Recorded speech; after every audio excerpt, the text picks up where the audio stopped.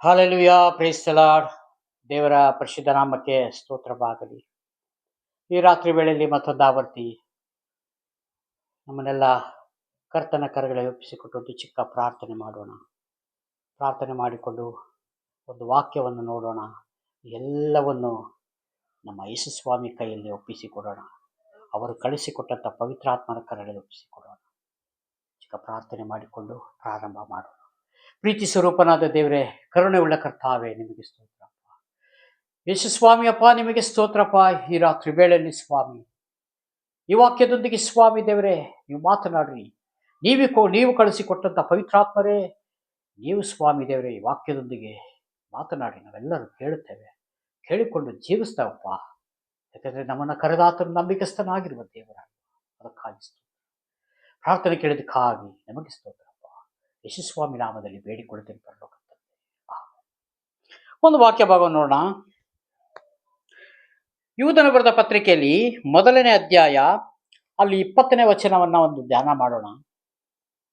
ಪ್ರಿಯರೇ, ನೀವಾದರೂ ನಿಮಗಿರುವ ಅತಿ ಪರಿಶುದ್ಧವಾದ ಕ್ರಿಸ್ತ ನಂಬಿಕೆಯನ್ನು ಆಧಾರ ಮಾಡಿಕೊಂಡು ಭಕ್ತಿಯಲ್ಲಿ ಅಭಿವೃದ್ಧಿಯನ್ನು ಹೊಂದುತ್ತಾ ಪವಿತ್ರಾತ್ಮರ ಪ್ರೇರಿತರಾಗಿ ಪ್ರಾರ್ಥನೆ ಮಾಡುತ್ತೆ. ನಿತ್ಯ ಜೀವಕ್ಕಾಗಿ ನಮ್ಮ ಕರ್ತನಾದ ಯೇಸು ಕ್ರಿಸ್ತನ ಕರುಣೆಯನ್ನು ಎದುರು ನೋಡುತ್ತಾ ನಿಮ್ಮನ್ನು ದೇವರ ಪ್ರೀತಿಯಲ್ಲಿ ಕಾಪಾಡಿಕೊಳ್ಳಿರಿ. ಹಾಲೆಲೂಯಾ.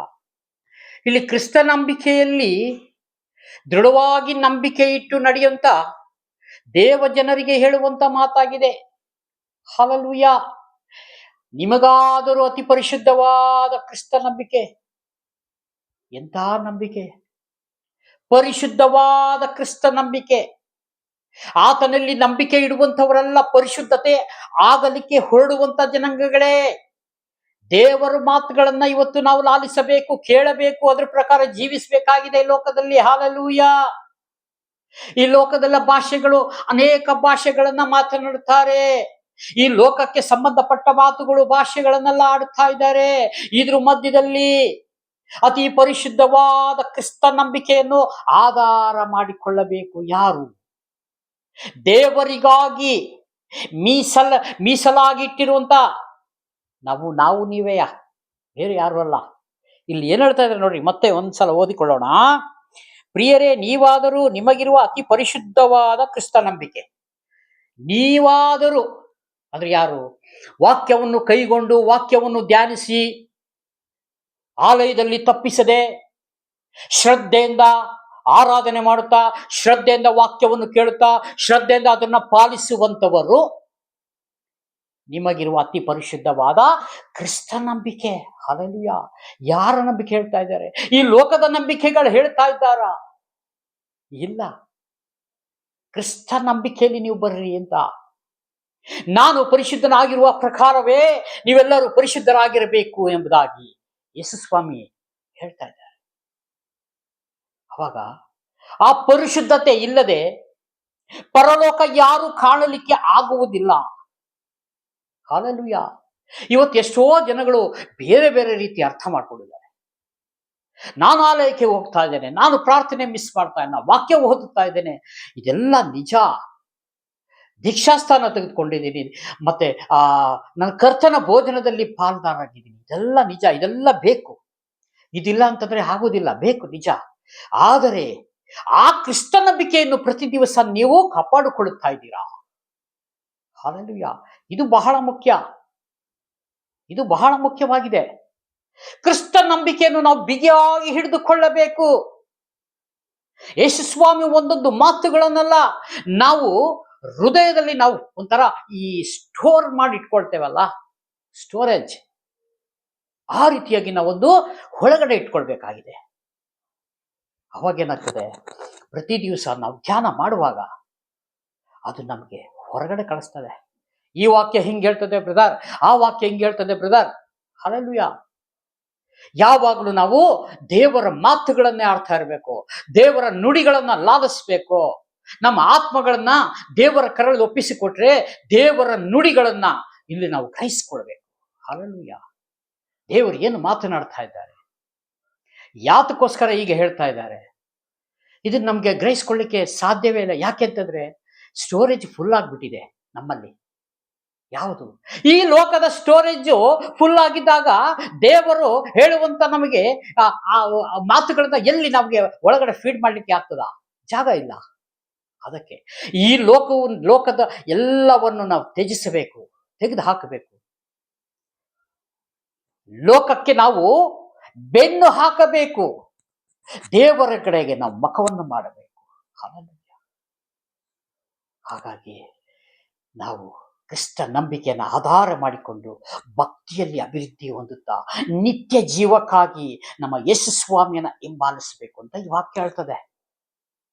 ಅದಕ್ಕೆ ನಾನು ಕಾಣಿಕೆ ಹಾಕ್ಬಿಟ್ರೆ ಹೋಗ್ತೇನೆ, ನಾನು ದಶಭಾಗ ಹಾಕ್ಬಿಟ್ರೆ ಹೋಗ್ತೇನೆ.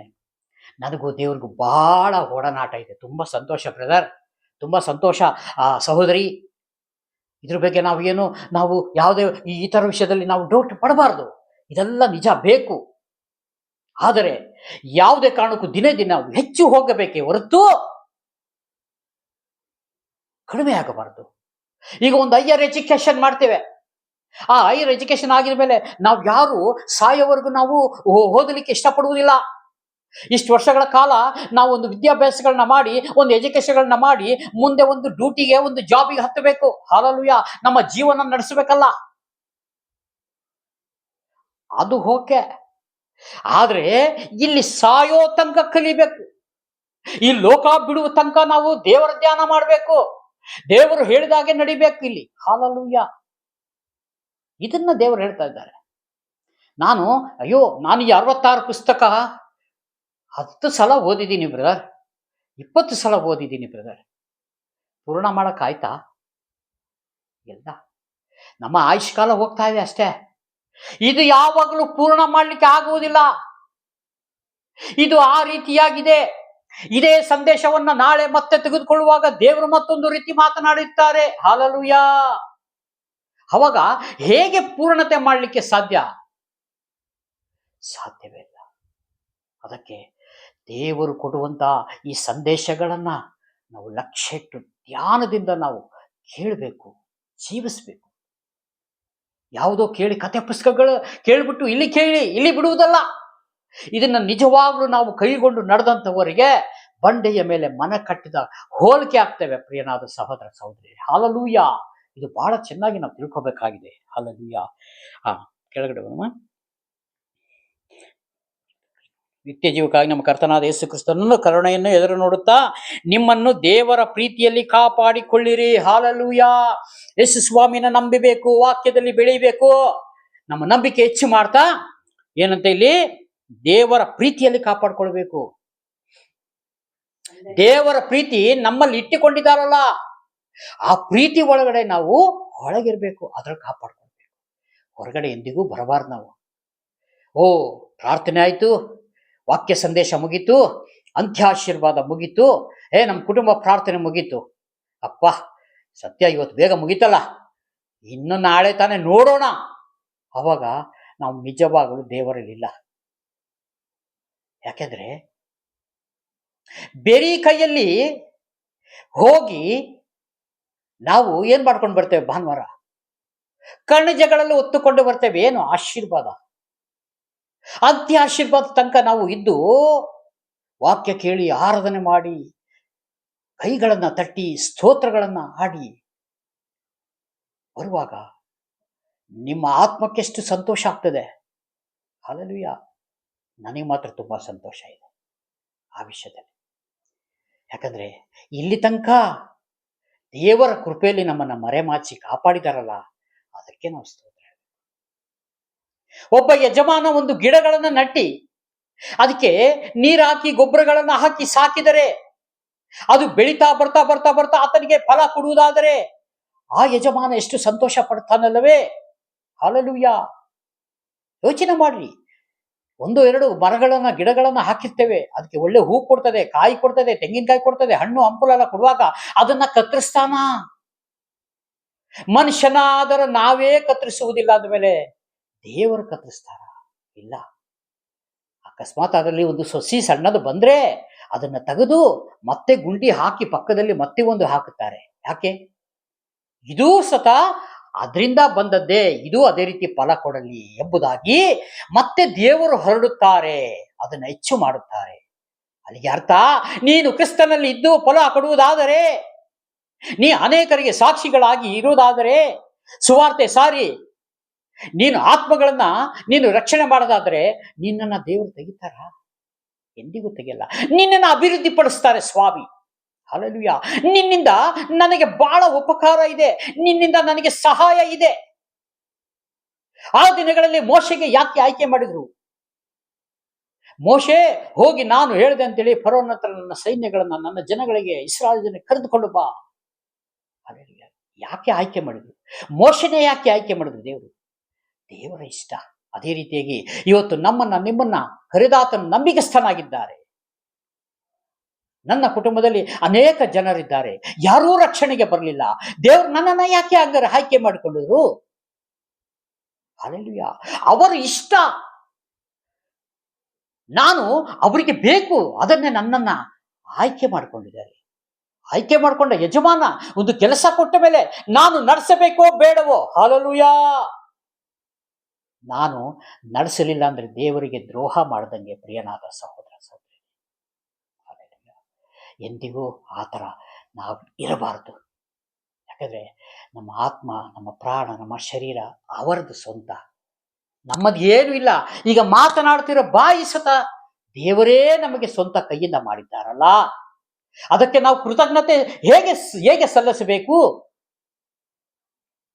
ಇದೇ ರೀತಿಯಾಗಿ ಪ್ರಾರ್ಥನೆ ಮಾಡುತ್ತಾ ಅನೇಕ ಜನರಿಗೆ ಇದನ್ನ ತಲುಪಿಸಬೇಕಾಗಿದೆ ಇವತ್ತು. ಹಲ್ಲೆಲೂಯಾ.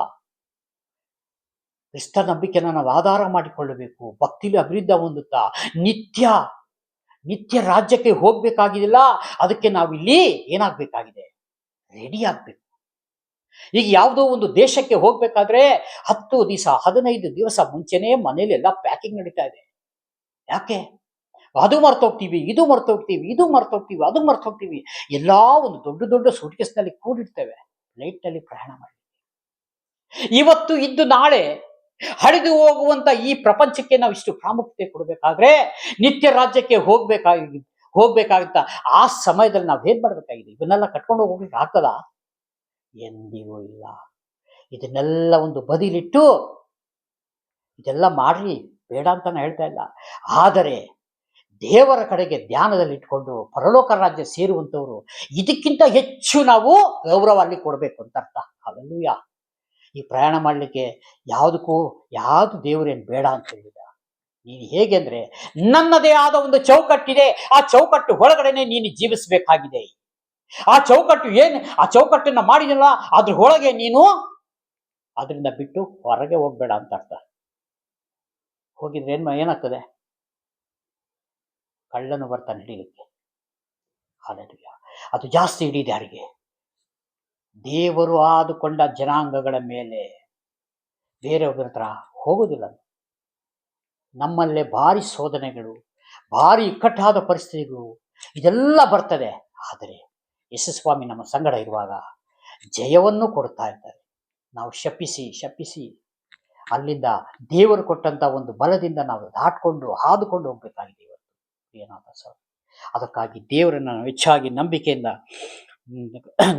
ಇರುವುದಾದ್ರೆ ನೋಡಿ, ಪ್ರೀತಿಯಲ್ಲಿ ಕಾಪಾಡಿಕೊಳ್ಳಿರಿ, ಸಂದೇಹ ಪಡದೆ ಕೆಲವರಿಗೆ ಕರುಣೆಯನ್ನು ತೋರಿಸಿರಿ. ಸಂದೇಹ ಪಡದೆ ಕೆಲವೊಬ್ಬರಿಗೆ ಕರುಣೆಯನ್ನು ತೋರಿಸಿರಿ. ಹಲ್ಲೆಲೂಯಾ. ಕರುಣೆ ಬಹಳ ಮುಖ್ಯ. ನಾನು ದೇವರ ಮೇಲೆ ನಂಬಿಕೆ ಇಟ್ಟಿದ್ದೇನೆ, ಇವ್ರಿಗೆ ಯಾಕೆ ಕರುಣೆ ತೋರಿಸಬೇಕು, ಅವ್ರಿಗೆ ಯಾಕೆ ಕರುಣೆ ತೋರಿಸಬೇಕು, ಆ ರೀತಿ ಎಲ್ಲೂ ಇಲ್ಲ. ಅಲ್ಪನಾದ ಒಬ್ಬನಿಗೆ ನೀನು ಸಹಾಯ ಮಾಡಿದರೆ ಪರಲೋಕದಲ್ಲಿರುವ ತಂದೆಗೆ ನೀನು ಸಹಾಯ ಮಾಡಿದಂಗೆ, ಪರಲೋಕ ತಂದೆಯ ಮಾತು ಕೇಳದಾಗೆ ನೀನು. ಹಲ್ಲೆಲೂಯಾ. ಇಲ್ಲಿ ಈ ಭೂಮಿ ಮೇಲೆ ದೇವರು ಏನಕ್ಕೆ ಇಟ್ಟಿದ್ದಾರೆ ನಮ್ಮನ್ನ? ಈ ಭೂಮಿ ಮೇಲೆ ನಡೀತಾ ಇರೋದೆಲ್ಲ ನೋಡಿ, ಇದರೊಳಗೆ ನೀನು ಯಾರ ಕಷ್ಟದಲ್ಲಿ, ದುಃಖದಲ್ಲಿ, ಸಮಸ್ಯೆಯಲ್ಲಿ, ರೋಗದಲ್ಲಿ ಬಿದ್ದಿರುವಂತವ್ರಿಗೋಸ್ಕರ ಬಂದು ಮಾತನಾಡಿಸ್ಬೇಕು, ಅವರಿಗೋಸ್ಕರ ಪ್ರಾರ್ಥನೆ ಮಾಡಬೇಕು. ಹಲ್ಲೆಲೂಯಾ. ಇದೆಲ್ಲ ದೇವರ ವಾಕ್ಯದಲ್ಲಿ ದೇವರ ಅನುಸರಣೆ ಮಾಡಿದ್ದಾರೆ. ಯೇಸುಸ್ವಾಮಿ ನಡ್ಕೊಂಡೋಗಿ ಎಷ್ಟು ಜನಗಳಿಗೆ ಸಹಾಯ ಮಾಡಿದ, ಎಷ್ಟು ಜನಗಳಿಗೆ ರೋಗ ವಾಸಿ ಮಾಡಲಿಲ್ಲ. ಹಲ್ಲೆಲೂಯಾ. ಯೇಸುಸ್ವಾಮಿ ಮಾಡಿದ್ದನ್ನೇ ಇಲ್ಲಿ ನೀವು ತೋರಿಸಿರಿ ಅಂತ ಹೇಳ್ತಾ ಇದ್ದಾರೆ. ಇಲ್ಲ, ಅದಕ್ಕೆ ನಮಗೆ ಸಮಯ ಇಲ್ಲ ಸ್ವಾಮಿ, ನಾ ಭಾನುವಾರ ಬರೋದೇ ಕಷ್ಟ ಇದೆ, ನನಗೆ ಭಾನುವಾರ ಅಷ್ಟು ಕೆಲಸ ಇದೆ, ಇಷ್ಟು ಕೆಲಸ ಇದೆ, ನನಗೆ ಮಕ್ಕಳು ನೋಡೋಕ್ಕೆ ಕೆಲಸ ಇದೆ. ಹಲ್ಲೆಲೂಯಾ. 9:30 ಪ್ರಾರ್ಥನೆಗೆ 11:30 ಬರೋರಿದ್ದಾರೆ, 10:30 ಬರೋರಿದ್ದಾರೆ. 5 ನಿಮಿಷ, 10 ನಿಮಿಷ, ಕಾಲು ಗಂಟೆ. ನಾನು ಕಾಲು ಗಂಟೆ ತಡವಾಗಿ ಕೆಲವೊಮ್ಮೆ ಬಂದ್ಬಿಡ್ತೇನೆ. ಇದೆಲ್ಲ ಸರಿ. ಆದರೆ ಮುಕ್ಕಾಲು ಭಾಗ ಮುಗಿದ ಮೇಲೆ ಅಂತ್ಯಾಶೀರ್ವಾದ ತಗೊಳ್ಬೇಕಾದ್ರೆ ಬರೋದಾದ್ರೆ ಅವಾಗ ನೀವು ಒಂದು ಬಸ್ಸು ಟ್ರೈನಿಗೆ ಬುಕ್ ಮಾಡ್ತಿರಲ್ಲ. 5 ಗಂಟೆ ಟ್ರೈನ್ ಆಗಿದ್ರೆ 3 ಗಂಟೆಗೆ ಹೋಗ್ತೀರಾ, 4 ಗಂಟೆಗೆ ಹೋಗ್ತೀರಾ. ಹಲ್ಲೆಲೂಯಾ. ಇದು ನೋಡಿ ಹೇಗಿದೆ. ಇದು ದೇವರು ಕೇಳಿ ದೇವರು ಪ್ರಶ್ನೆ ಮಾಡಲ್ವಾ ನಿಮಗೆ? ಇದು ಸರಿ ತಪ್ಪಂತ ನೀನೇ ಅರ್ಥ ಮಾಡಿಕೋ. ಹಲ್ಲೆಲೂಯಾ. ಎಲ್ಲ ಲೆಕ್ಕ ಇದೆಪ್ಪ. ಆ ಲೆಕ್ಕಕ್ಕೆ ನಾವು ಉತ್ತರ ಕೊಡಬೇಕಾಗಿದೆ ಒಂದು ದಿವಸ. ಅದಕ್ಕಾಗಿ ಯಾಕಂದ್ರೆ ಇಲ್ಲಿ ತಪ್ಪುಗಳು ಮಾಡದಿದ್ದವ್ರು ಯಾರೂ ಇಲ್ಲ. ಎಲ್ಲ ಸಣ್ಣ ಪುಟ್ಟ ತಪ್ಪುಗಳು ಪ್ರತಿ ದಿವಸ ನಡೀತಾ ಇರ್ತದೆ. ಆದರೆ ಅದನ್ನ ತಿದ್ದುಕೊಂಡು ಬಾಳ್ಬೇಕು. ಯಾವಾಗ್ಲೂ ಹಾಗೆ ಇರುವುದಲ್ಲ. ವಾಕ್ಯ ಹೇಳ್ತದೆ ದಿನೇ ದಿನೇ ಮಾರ್ಪಟ್ಟು ಬದಲಾಗಬೇಕು ಅಂತ. ನಾವು ದಿನೇ ದಿನೇ ಮಾರ್ಪಟ್ಟು ಹಿಂದೆ ಹೋಗ್ತಾ ಇದ್ದೇವೆ ಹೊರತು ಮುಂದೆ ಬರ್ತಾ ಇಲ್ಲಲ್ಲ. ಹಲ್ಲೆಲೂಯಾ. ಅದಕ್ಕಾಗಿ ದೇವರು ನಮ್ಮನ್ನ ಕರೆದಿಲ್ಲ. ಕರುಣೆ ತೋರಿಸ್ರಿ, ಪ್ರೀತಿ ತೋರಿಸ್ರಿ. ಎಷ್ಟು ದೇವರು ಚೆನ್ನಾಗಿ ಹೇಳಿಕೊಡ್ತಾ ಇದ್ದಾರೆ. ನಮಗೆ ಸಂದೇಹ ಪಡೆದ ಕೆಲವರಿಗೆ ಕರುಣೆಯನ್ನು ತೋರಿಸಿರಿ, ಅವರನ್ನು ಬೆಂಕಿಯ ಬಾಯಿ ಒಳಗಿಂದ ಎಳೆದುಕೊಂಡು ರಕ್ಷಿಸಿರಿ. ಹಲ್ಲೆಲೂಯಾ. ನಾಶನ ಮಾರ್ಗದಲ್ಲಿ ಹೋಗುತ್ತಾ ಇದ್ರೆ ಅವರನ್ನ ಹಿಡಿದುಕೊಂಡು ರಕ್ಷಣೆ ಮಾಡ್ರಿ ಅಂತ ಹೇಳ್ತದೆ ವಾಕ್ಯಲ್ಲಿ. ಅವಾಗ ಏನ್ ಮಾಡ್ಬೇಕು? ಕೆಲವು ವಿಶ್ವಾಸಿಗಳು ಆಲಯಕ್ಕೆ ಬರುವುದಿಲ್ಲ. ನಮಗೆ ನೋವಾಗ್ತದೆ. ಅಯ್ಯೋ ಯಾಕೆ ಬರ್ತಾ ಇಲ್ಲ? ಎಷ್ಟೋ ಕೆಲವೊಂದು ವಿಶ್ವಾಸಿಗಳಿಗೆಲ್ಲ ಫೋನ್ ಮಾಡಿ ಕೇಳಿದ್ವಿ, ಯಾಕೆ ಅಣ್ಣ, ಹೆಂಗೆ ಆಯಿತು, ಏನಾಯಿತು, ಯಾಕೆ ಬರ್ತಾ ಇಲ್ಲ? ಅವ್ರ ರೀಸನ್ಗಳು ಸ್ವಲ್ಪ ಅಲ್ಲಿದೆ ಇಲ್ಲಿದೆ, ಊರಿಗೆ ಹೋಗಿದೆ ಅಂತ. ನಿಜವಾಗ್ಲೂ ಸತ್ಯನ ಸುಳ್ಳು ನಮ್ಗೆ ಗೊತ್ತಿಲ್ಲ, ಆದರೆ ದೇವರಿಗೆ ಗೊತ್ತಲ್ಲ. ನಮ್ಮ ಕೆಲಸ ಏನು?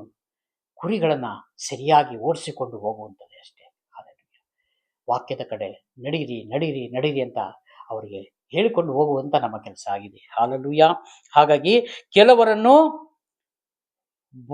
ಭಯಯುಕ್ತರಾಗಿ ಕರುಣಿಸಿರಿ, ಹೊಲಸು ನಡತೆಯಿಂದ ಮೈಲಿಗೆಯಾದ ಅವರ ಅಂಗಿಯನ್ನು ಹಸೈಸಿರಿ.